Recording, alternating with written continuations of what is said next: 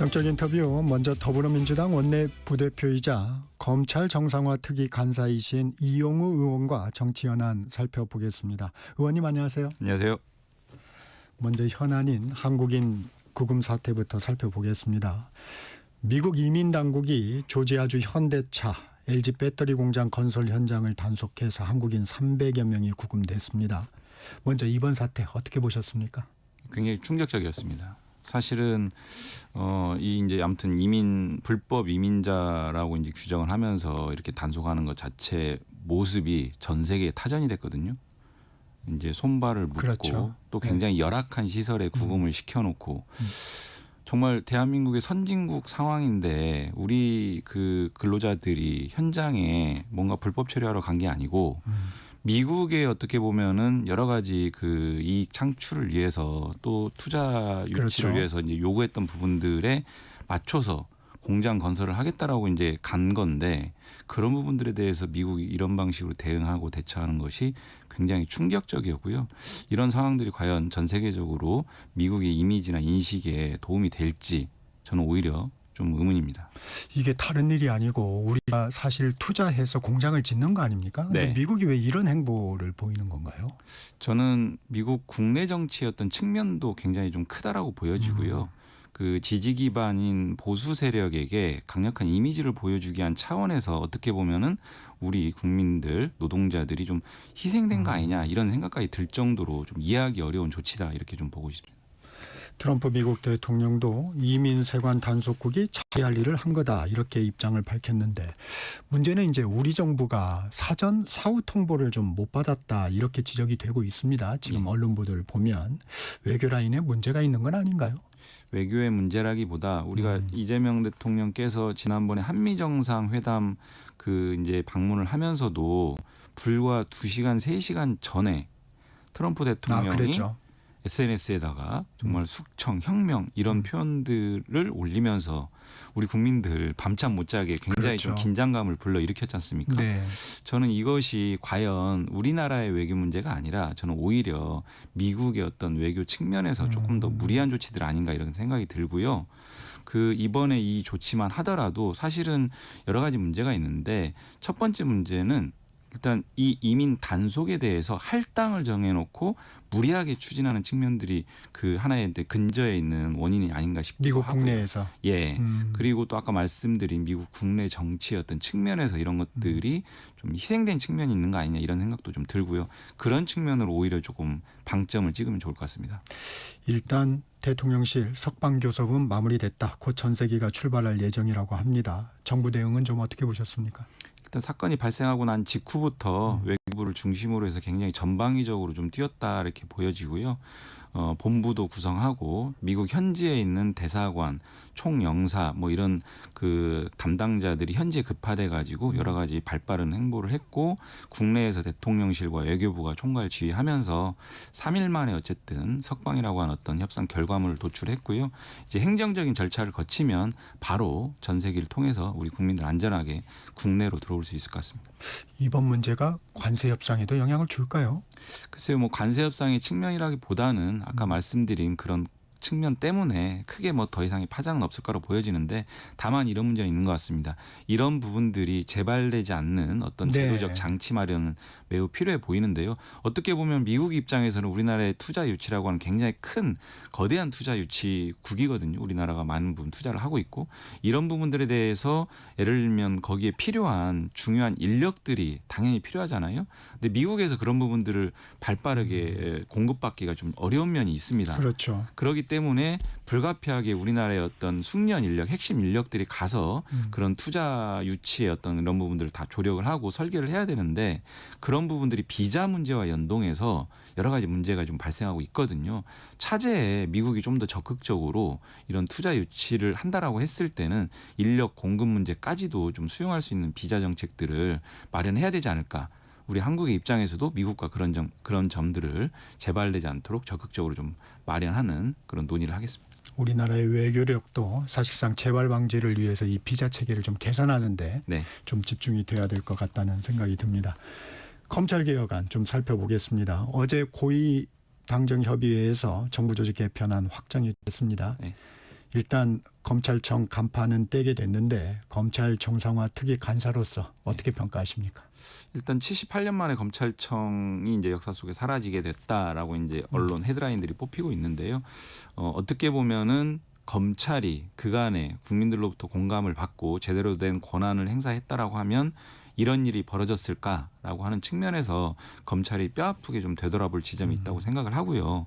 정부 입장에서 검찰청이 무조건 사라진다 이런 것들을 정해놓고 추진하는 게 아니고 그간의 어떤 과정 속에서 더 이상은 안 되겠다라고 하는 국민적 공감 속에서 진행한 측면이 있다라는 점 말씀드리고 싶고요. 이제는 이런 권력이 남용되지 않는 새로운 권력기관 재편을 좀 촘촘하게 정치하게 하겠다 이렇게 말씀드리겠습니다. 실질적인 이제 검찰 개혁 아닌 검찰청 폐지, 공소청, 중수청 설치 법안은 1년간의 이제 유예 기간 안에 다듬는 거죠. 네. 일단 9월 25일로 예정된 본회의에서는요. 검찰청 폐지라고 하는 내용과 그 폐지됐을 때 검찰청이 기존에 가지고 있었던 기능과 권한을 공소청, 중대범죄수사청 이 양 기관을 신설해서 거기에 분담시키는 방식이고요. 소위 수사기소 분리라고 하는 원칙에 따라서 그렇게 진행하는 내용을 정부조직법 개정안에 담아서 통과시키는 것이고요. 이거에 따라서 신설된 기관들의 기능과 역할, 절차 이런 부분들을 촘촘하게 세팅하는 제정 법안이 필요합니다. 그리고 검찰청 폐지 법안도 필요하고요.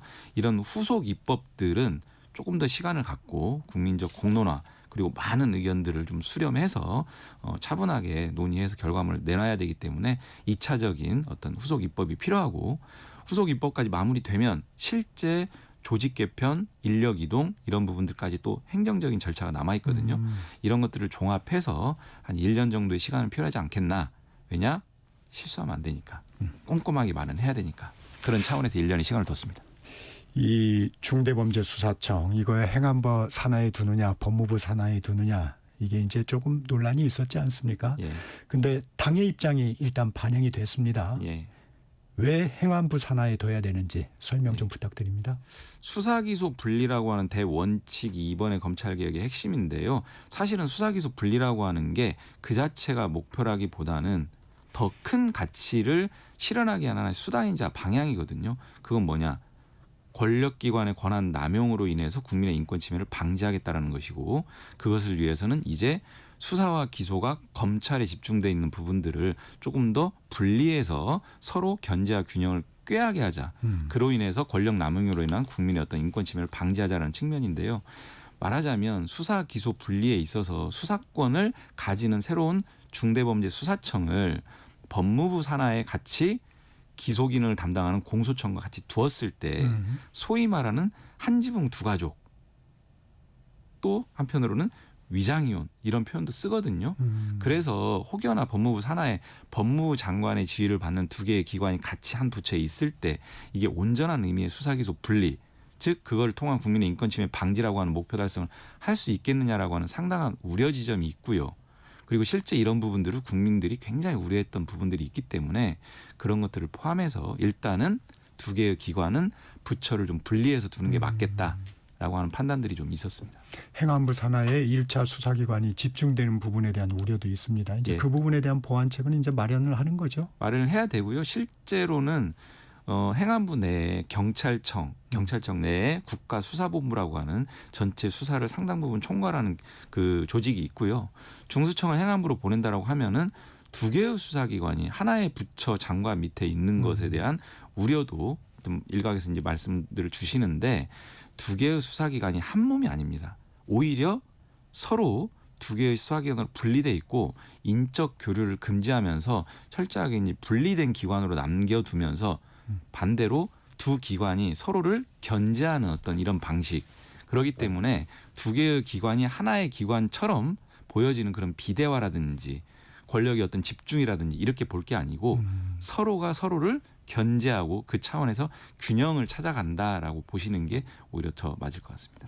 이 공수처에 대해서는 이번에 언급이 없었습니다. 예. 공수처는 사실 검찰 개혁의 일환이라기보다는 전체적인 어떤 수사 기소라고 하는 전체적인 형사 절차의 어떤 일환으로 접근을 해야 되는데요. 그 부분 또한 공수처가 여러 가지 말들이 있었지 않습니까? 그리고 이재명 그 후보 시절에 공약으로도 분명히 네. 확대 강화를 공약으로 내걸었기 때문에 이 부분도 형사 절차의 어떤 개혁의 일환으로 공수처에 대한 개혁 방안을 준비하고 내놓을 예정입니다. 앞으로 논의가 될 텐데 검찰의 보안 수사권에 대한 네. 그 당의 분위기는 좀 어떤가요? 보안 수사권과 관련해서는 그 후속 입법 마련 과정에서 이제 여러 가지 논의가 있을 텐데요. 네. 말씀드린 바와 같이 수사 기소 분리라고 하는 대원칙에서 보자면 보안 수사권, 즉 검찰의 직접 수사권의 한 종류거든요. 그것을 전환되는 공소청에 여전히 검사의 권한으로 남겨두는 것이 수사 기소 분리라고 하는 대원칙에 부합하는 거냐라고 하는 어떤 의문을 많은 분들이 제기하고 있는 부분이 있고요. 또 한편으로는 아무런 수사권도 없이 수사기관에서 올라온 내용을 말 그대로 그냥 확인만 하고 기소 여부를 판단하는 것이 오히려 기소 여부 판단에 있어서도 좀 불합리한 측면도 있는 거 아니냐. 네. 이런 또 일각의 주장도 있습니다. 근데 저는 아까 말씀드린 바와 같이 일단 큰 방향은 수사기소 분리를 통해서 국민의 인권 침해를 방지하자라고 하는 그 큰 방향은 좀 있는 것 같은데 아까 일각에서 말씀하신 그런 어떤 또 그냥 소위 말하는 그냥 수사 결과물만 받아서 판단하는 그런 과정에서의 불합리 또는 부적절성들을 어떻게 보완할 수 있을지, 만약에 그 보완책이 충분하게 마련될 수 있다라고 하면 보안 수사권을 굳이 검찰에 여전히 남겨두는 것만이 정답이냐, 보안 수사가 필요하다라고 하면 수사기관에 검사가 보안 수사 요구를 해서 그 결과물들을 충분히 보완하는 방식으로도 할 수 있기 때문에 그런 것들을 좀 종합적으로 해서 장단을 좀 따져봐야 될 것 같습니다. 요건 잠깐 하나 짚고 넘어갈게요. 노만석 검찰총장 대행 네. 보안 수사는 권한 아닌 의무라고 반발하기도 했습니다. 이건 어떻게 들으셨습니까? 글쎄요, 저는 과거에서부터 검찰이 뭐 지금은 그 정도까지는 아니지만 그 검경 수사권 조정 시절을 보면 검찰이 집단적으로 반발하고 했지 않습니까? 그때도 항상 나왔던 얘기 중에 하나가 대한민국 공무원 중에 검사들, 검찰들만큼 이렇게 집단적 목소리를 내고 반발하는 집단이 있나요?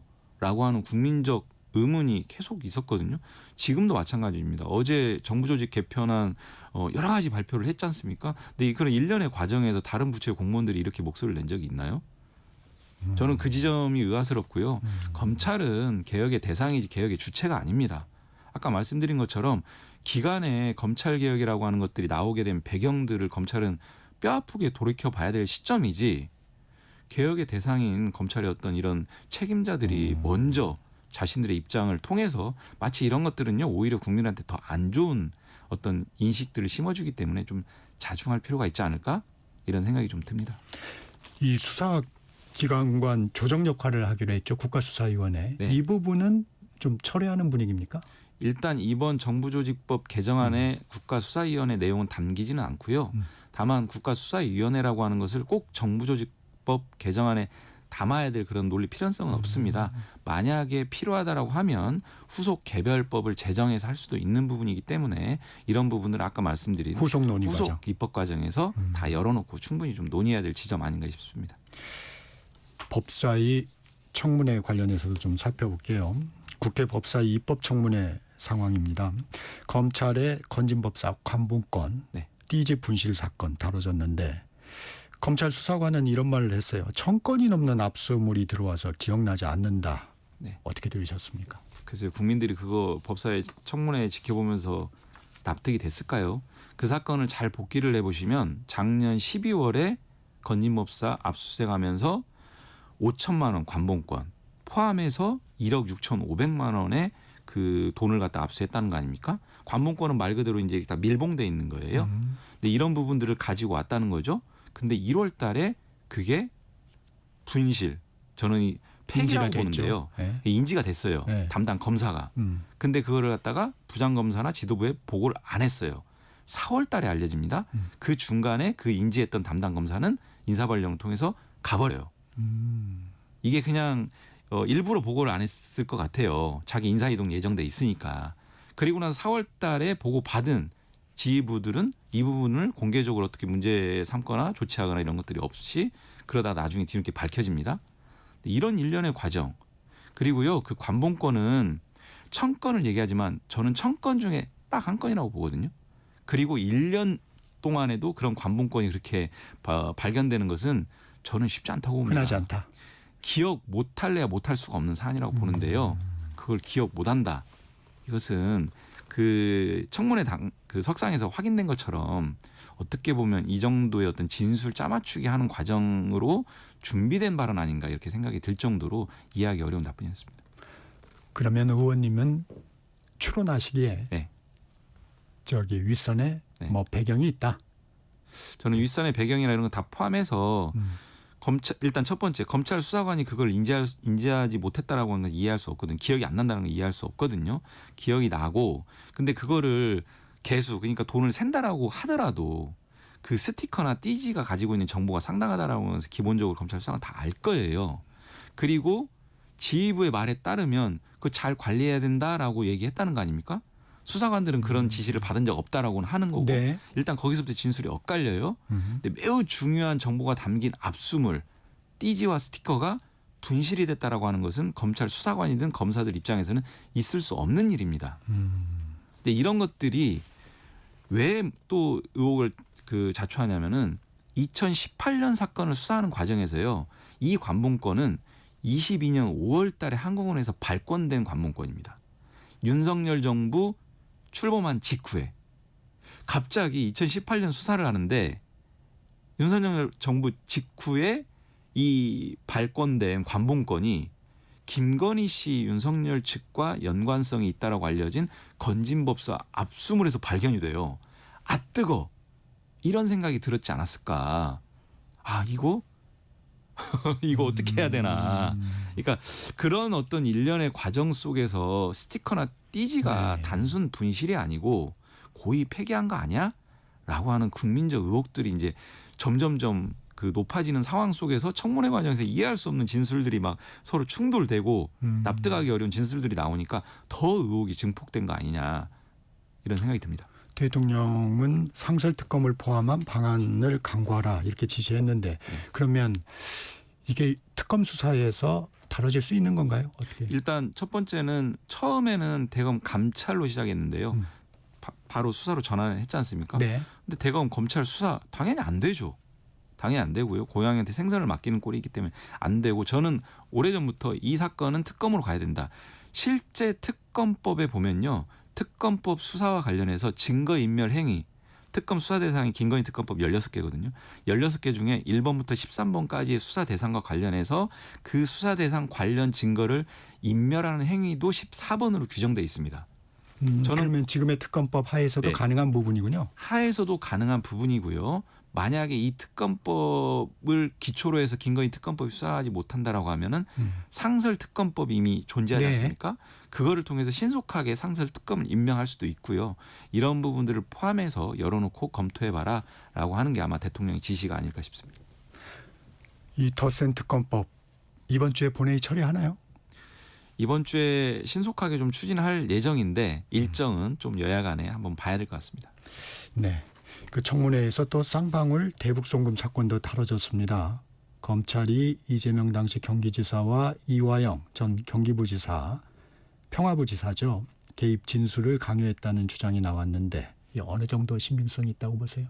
입법 청문회에서 또 다른 또 충격적인 어떤 진술이 나온 거죠. 네. 그러니까 KH 전 그 조경식 전 부회장 입을 통해서 나왔던 내용이고 또 그 전에도 보면은 그 KH에 관련 그 회장도 유사한 진술을 했지 않습니까? 네. 그래서 일련의 어떤 진술들이 좀 반복적으로 또 일관성 있게 나오는 부분이 있기 때문에 이 부분은 상당히 좀 어떻게 보면 실체가 확인된다라고 하면 충격적인 부분이라서 이런 진술의 어떤 누적 일관된 진술들이 이제 반복적으로 나오는 부분들을 보면은 상당히 좀 들여다봐야 될 부분들이 굉장히 크지 않나 이렇게 생각을 하고 있습니다. 사법개혁도 좀 들여다볼게요. 민주당의 사법개혁 관련해서 대법관 증원 규모 30명이 아닌 26명으로 조정하기로 했다는데 먼저 이 얘기는 맞습니까? 사실 저는 검찰 특위라서 이 내용은 어제 이제 그 언론을 보고 이제 그 알게 됐고요. 근데 30명이냐 26명이냐라기 이제 숫자가 이제 중요하다라기보다 제 생각에는 어쨌든 대법원의 사건이 굉장히 적체돼 있지 않습니까?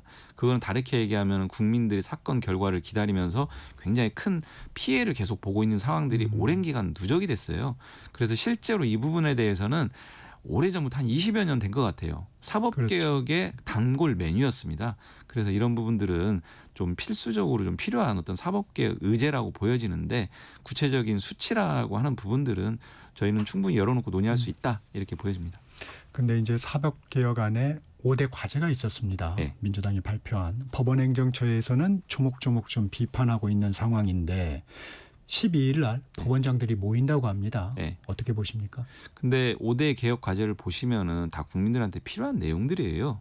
아까 말씀드린 대법관 증언 그리고 뭐 예를 들면 하급심 판결문을 좀 공개해서 국민의 알 권리를 충족시키자라고 하는 부분들도 오랜 단골 메뉴고요. 근데 이런 부분들에 대해서 저는 검찰 말씀도 드렸지만 자꾸 이런 어떤 그 공무원 세계에서 이렇게 집단적 어떤 움직임들을 가져가는 것들이 국민들에게 좋게만 보일까?